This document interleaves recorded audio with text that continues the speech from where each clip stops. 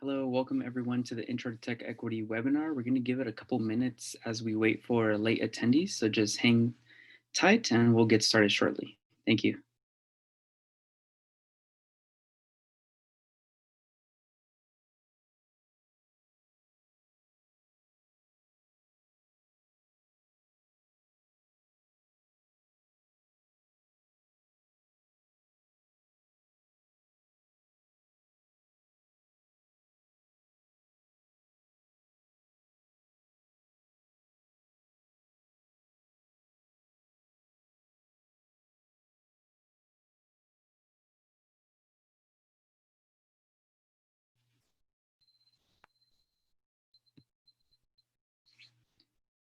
Welcome everyone. Just a reminder that we'll be getting started shortly in a couple of minutes as we wait for late attendees. So just hang in there. We'll get started in a couple of minutes. Thank you.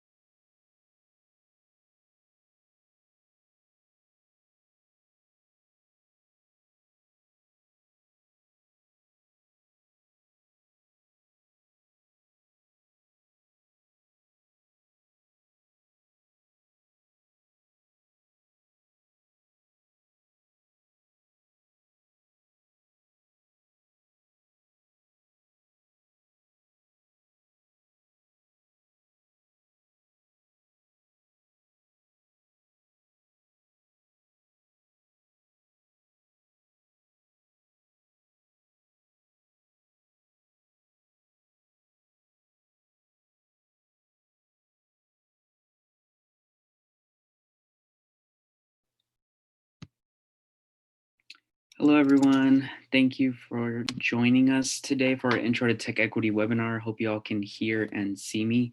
My name is Herman Calderon. I'm the community manager at TechEquity Collaborative, and in my role, I get to engage with our supporters through some of our volunteer opportunities and events such as these, and I get to engage with you all here.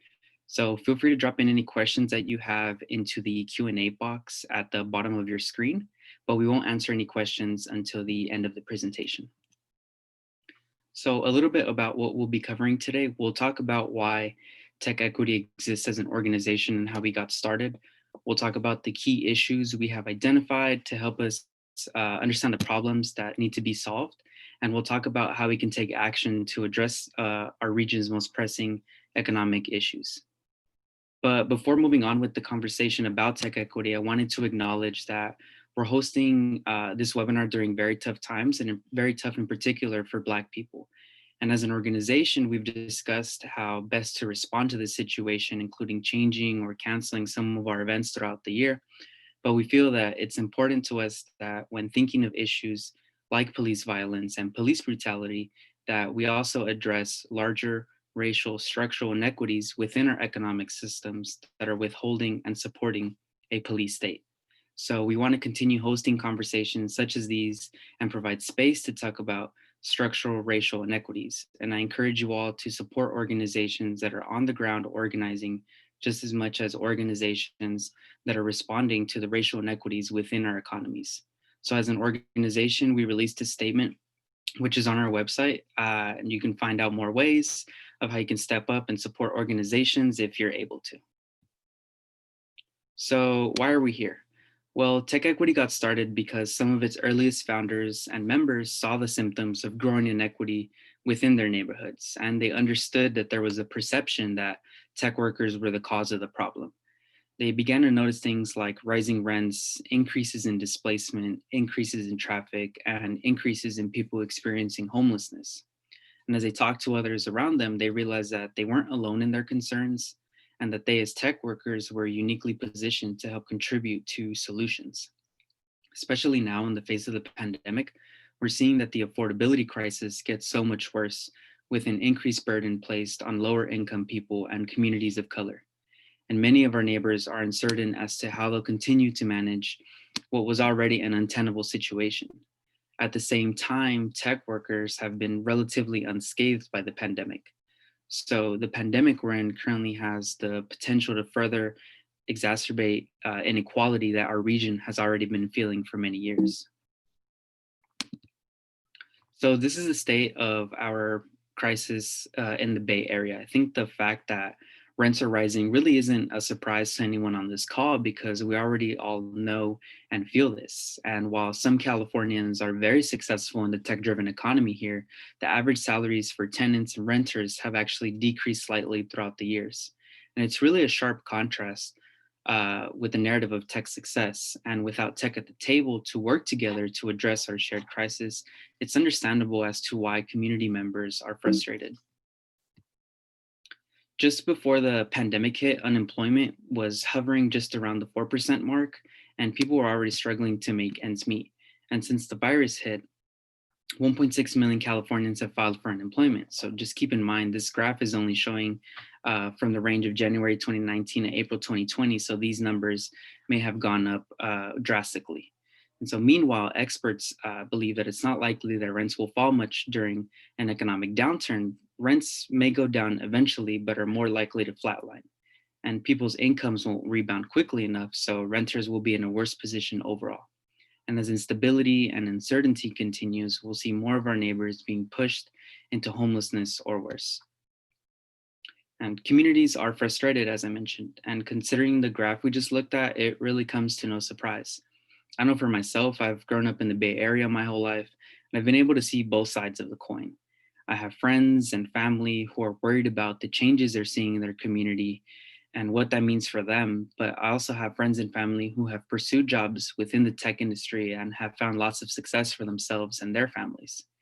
However, we see that when tech shoulders the blame for our region's issues, it's creating an us versus them dynamic that's further dividing our communities.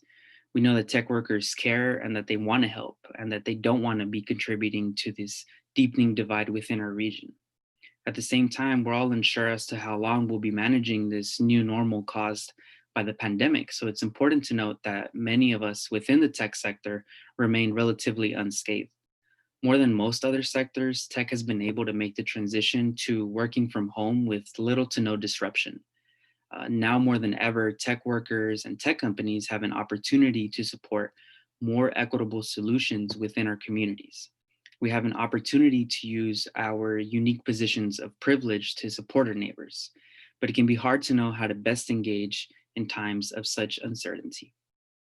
Because of our affordability crisis within the Bay Area, which is now compounded even more by the pandemic, we're at risk of losing so many critical components in our community that make the Bay Area a hub of diversity and innovation. Over the last few decades, housing costs have skyrocketed due in part to limited supply. So the housing crisis was already incredibly challenging for many families prior to the pandemic. And now, as thousands are filing for unemployment weekly, already unaffordable rents are impossible to meet. And as a result, we've seen longtime residents being forced out, and we've seen how difficult it is for low income and middle income people to be able to live near the jobs where they work at. While some workers are finding success, many others are struggling to make ends meet.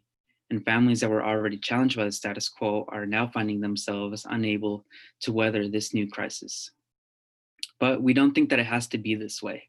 At TechEquity, we're as optimistic as ever about the tech industry's potential to drive broad-based growth that's accessible to everyone, but it's clear that it won't happen on its own. We can make it out of this crisis stronger than we were before, but only if we invest in the people and the institutions that are serving our communities. We have to show up, and we have to do so in partnership with those in the community that are feeling the most pain if we're going to dismantle this notion that tech is the enemy. At TechEquity, we believe that A more engaged tech sector is a more ethical tech sector, that connecting tech workers and companies to issues where they live in will result in more ethical decisions at work and more engagement within our communities. And we know we can do this. And the first step is to show up. And you all have done a great first step by signing on to this webinar and joining the discussion today. So our goal at TechEquity is to change the conditions in which the tech sector is growing. So we believe that effective structural change will eliminate a culture and policies that have institutionalized inequity, leading to stronger and more resilient communities. We help tech workers approach these big problems and engage in system change in three major ways. So our programs educate you about the most critical civic issues where you live. So we host book club discussions with authors, panel discussions with experts. We have webinars such as these and voter guides, which we produce around election times.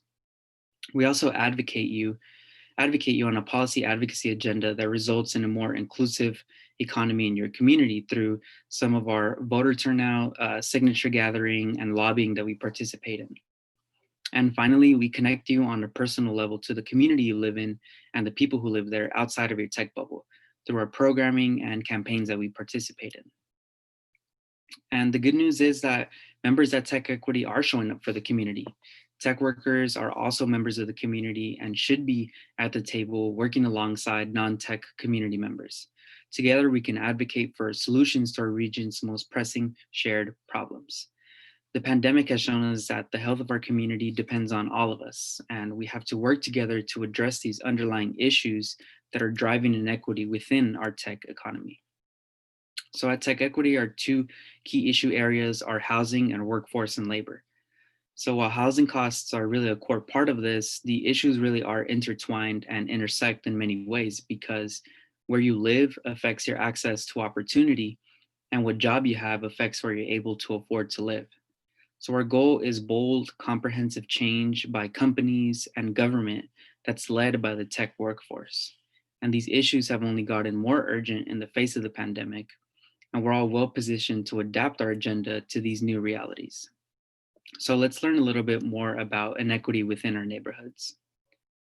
The affordability crisis is decades in the making. The policy choices we've made over the course of decades have set us up for the level of pain our communities are feeling now, especially during a pandemic.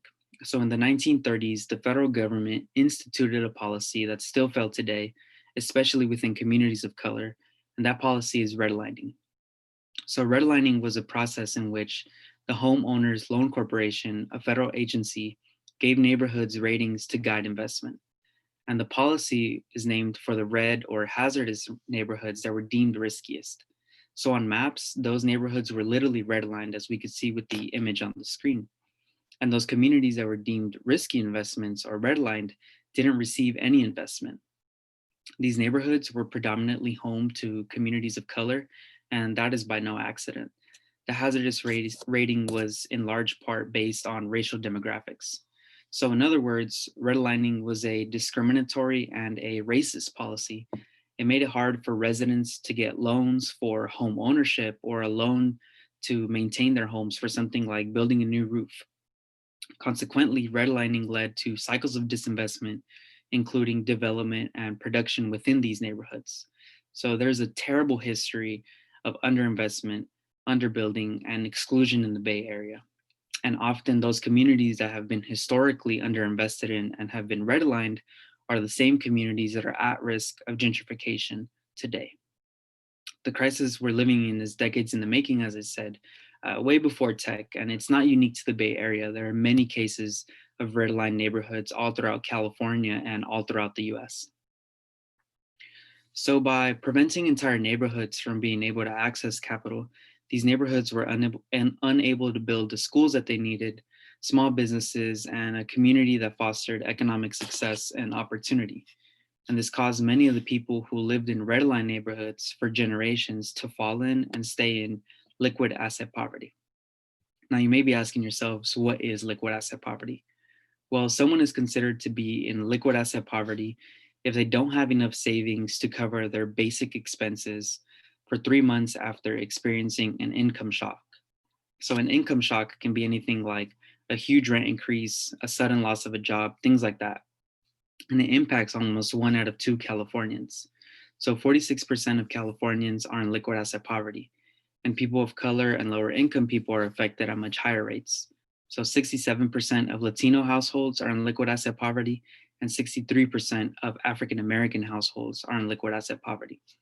And there really isn't a single reason as to why this is happening, but many years of policy decisions have led to these outcomes, which are especially burdensome for people of color. And these policy decisions have often predated tech's arrival into the Bay Area and into California, but tech workers can now take a role in supporting better policies moving forward.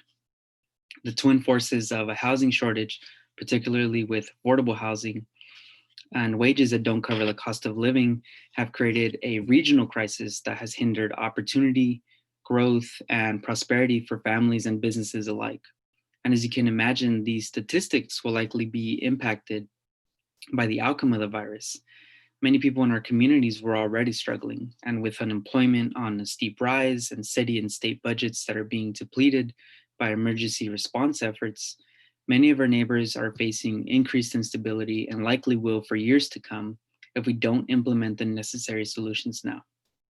So the cost of living were already high. So let's take a look at what a worker earning minimum wage fares in the current rental market. So this is what it takes to be able to afford an average 2 bedroom apartment in San Francisco. So if you're making $120,000 per year, you can afford an average 2 bedroom working a regular 8 hour day, 8 hour shift. However, if you're making minimum wage in San Francisco, you need to work 30 hours a day to be able to afford that 2 bedroom.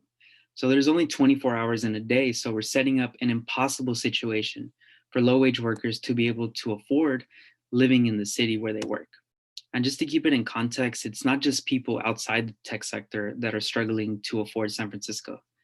There's a common misconception that all tech workers are paid these lavish salaries. However, not every salaried employee is making 6 figures. Some salaried employees, like those in customer success and or marketing, are paid salaries that are still considered to be low income within the Bay Area. And even further away from this image of a wealthy tech worker are the thousands of contractors and contingent workers like security guards, custodians, cooks, and bus drivers who are working long hours to maintain tech companies but are receiving minimum benefits and are not paid as much. So you have to have a good salary to be able to afford your apartment. But why is your apartment so expensive to begin with? Well, rents are going up due in part to lack of supply. And this chart is showing us what we should be building. So the state sets goals for how much housing local communities should build to keep up with demand and population growth.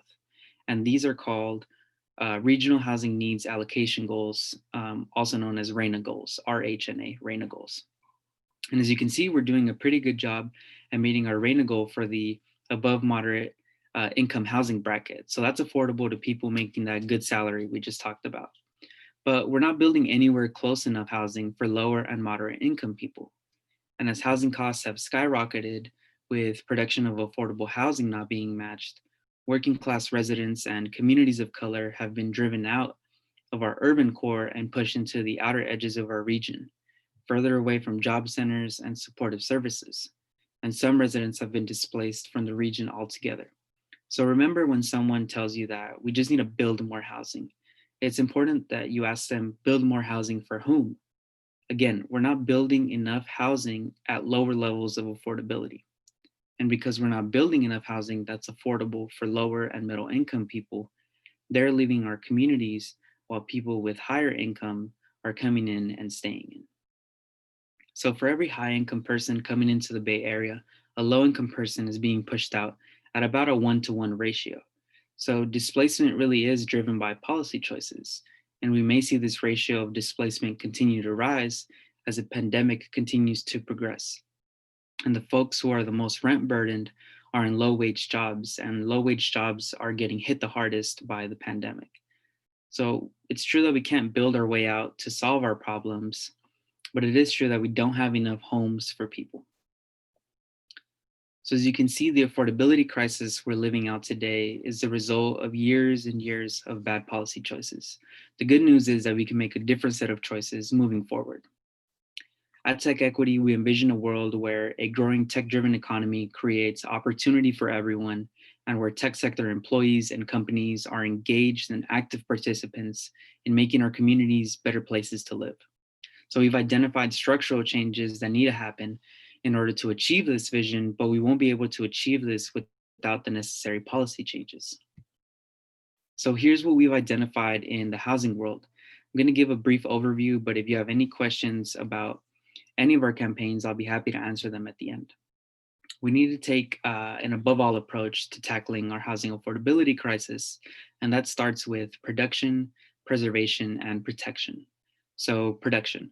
We need to make sure that we're building more housing, specifically at lower levels of affordability.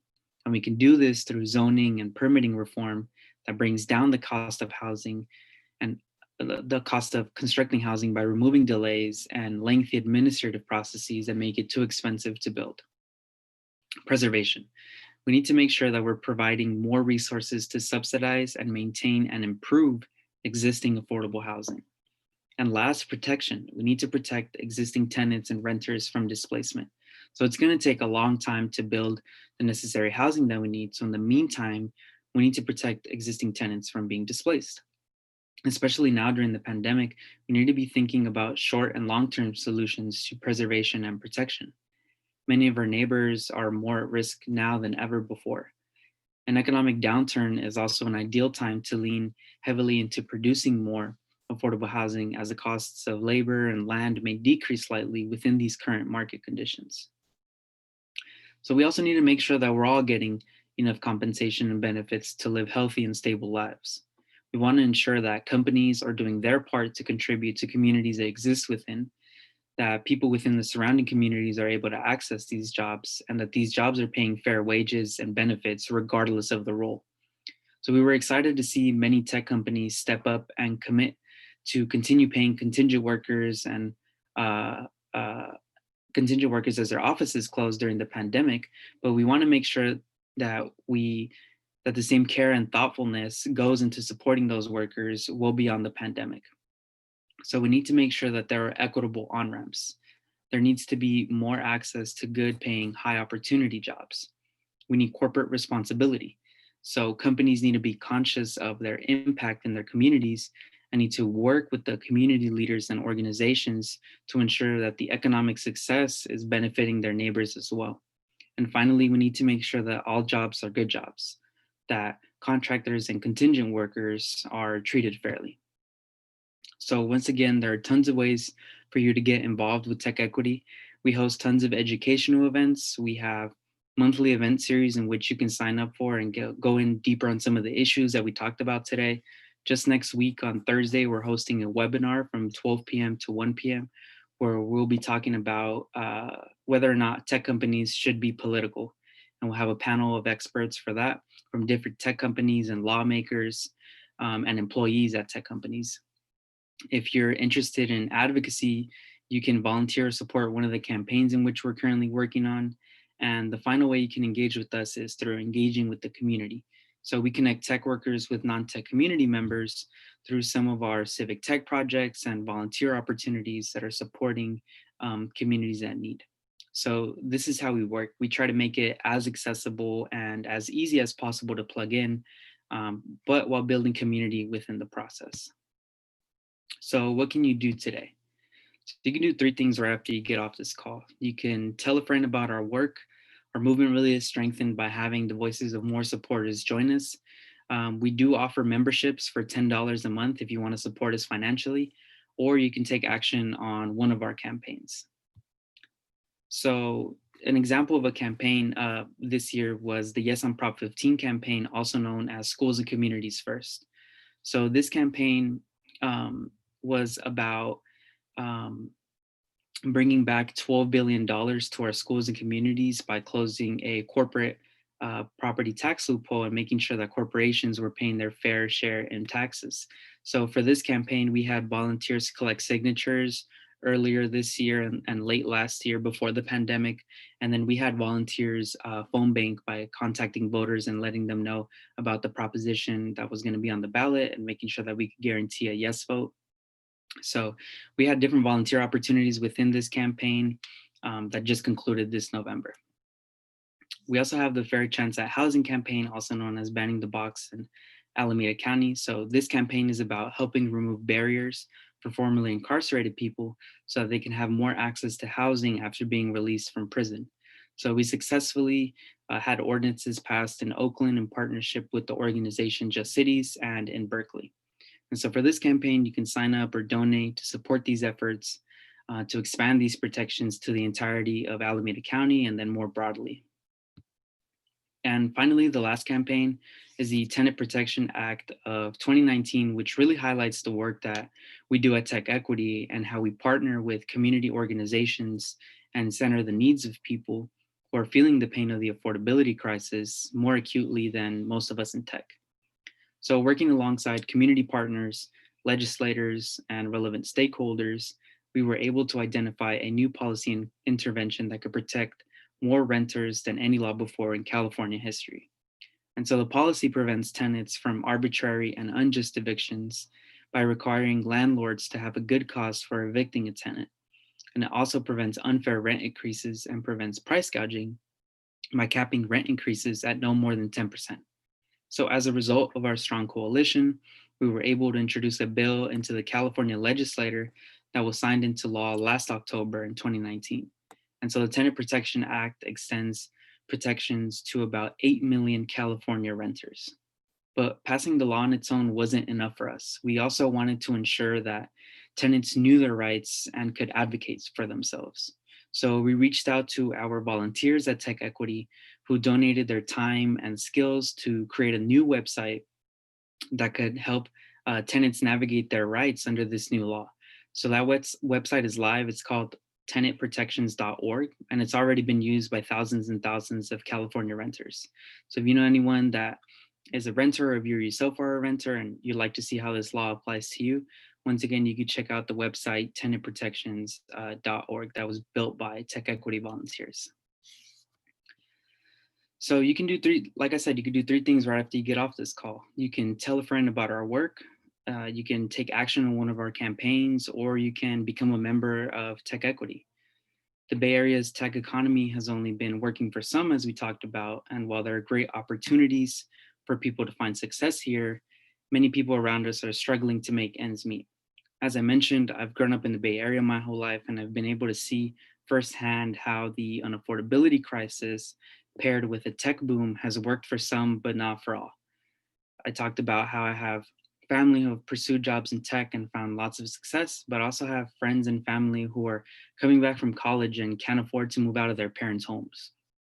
So the Bay Area has the potential to be a ground where tech workers and community members are working side by side to bring equity for everyone. And through policy agendas, civic engagement, and active participation in our communities, we really have an opportunity to create the neighborhoods we've always envisioned to live in. And we need to act now because our affordability crisis doesn't wait for anyone and impacts all aspects of our lives, from housing to our families and to our jobs. And in order to make the Bay Area a place that brings opportunity and prosperity for all, it means that we all need to pitch in. So at TechEquity, we're at it every day to bring forth policies that are protecting renters, that are aiming to build more affordable housing and create more access to job opportunities. So if you can join us at TechEquity as a member, it's $10 a month or $100 a year to bring your voice to the table to change our community. And finally, I just want to say that the pandemic has exposed how deep the cracks within our economies and within our communities run. And when cities are setting aside issues like housing and fair labor conditions, it deepens inequity and leaves us vulnerable to things like recessions, future pandemics, and more. And because we've overlooked these issues in the Bay Area for years, it could set us back years in terms of recovery. And if you take one thing away from this conversation, we hope it's the realization that more equity within our communities strengthens our economy and safeguards us from a future crisis. So we hope you'll join us in advocating for a future that works for everyone. We hope you join us as a member, as a supporter, as a volunteer, or just as another event attendee for future discussions that we have. So I'm sure that was quite a bit of information to absorb. So now would be the time for questions. If you have any, please drop those into the Q&A box. I also want to say that we'll be sending out a recording of the webinar slides, and links to everything I talked about on a follow-up email. And if you have questions, then I can also answer your questions via email on a personal level if you don't have anything right now. So any questions, feel free to drop them in.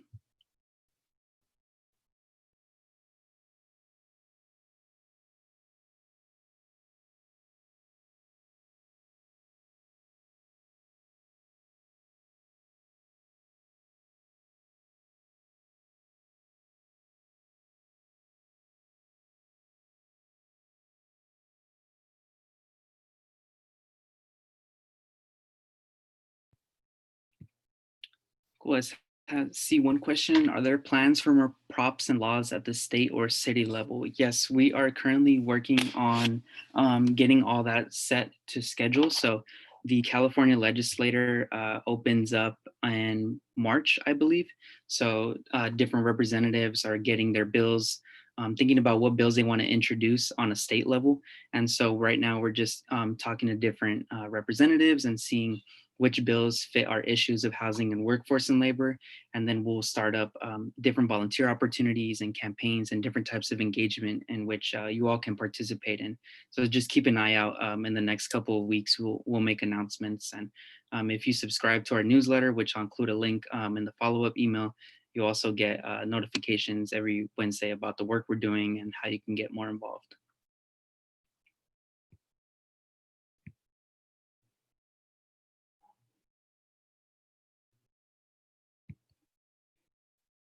Great. So I'm not seeing any more questions in the Q&A box. I want to thank everyone so much for your time. We hope you feel inspired to join a growing movement. We hope to see you at a future event, like I said, a volunteer opportunity, or joining us as a member. So I want to thank everyone for your time and have a great rest of your day. Thank you.